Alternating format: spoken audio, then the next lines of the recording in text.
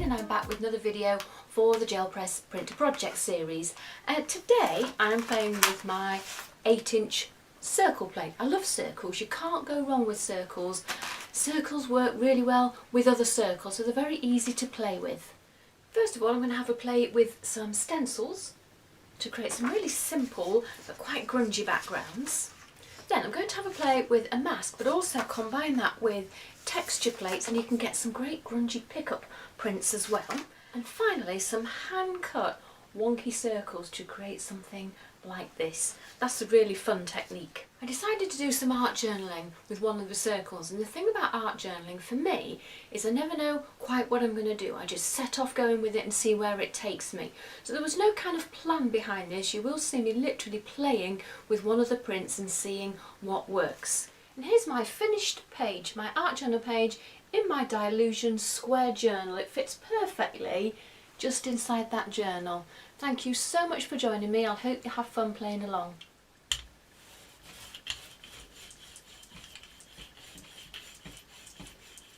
Now I've placed my mask in the centre. The plate will hold that firmly in place. Now where I've got space around the edge, I'm going to go in with my texture plate, just so we take that pattern right up to the edges. Now one tip I've picked up from Sally Lynn of Gel Press is to leave your mask in place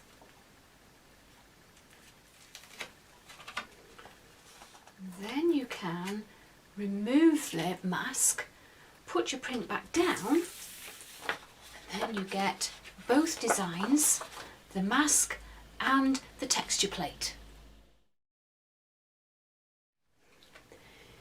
Now just before I move on to another print, I've got quite a bit left behind on the plate, so I'll just do a pickup print.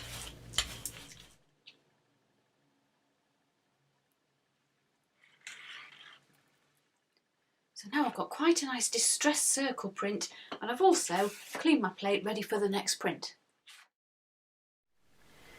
This time I'm starting with purples and pinks, and I'm going to use a stencil to create quite a distress effect.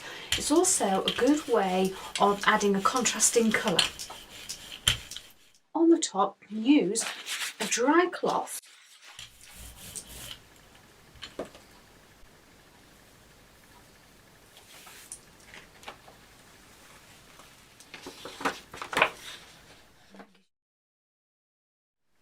I'm going to have a go with some hand-cut stencils. So I started by just drawing around my gel plate so I get a rough idea of the size.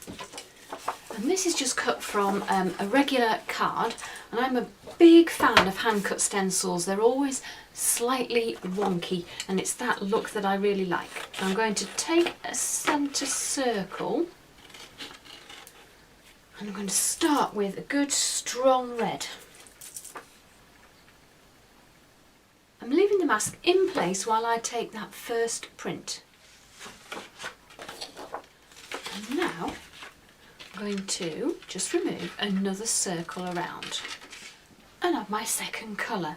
Now these next layers need to be really thin because we're going to build up on top of this one, and we'll soon lose that if we go on with too many thick layers.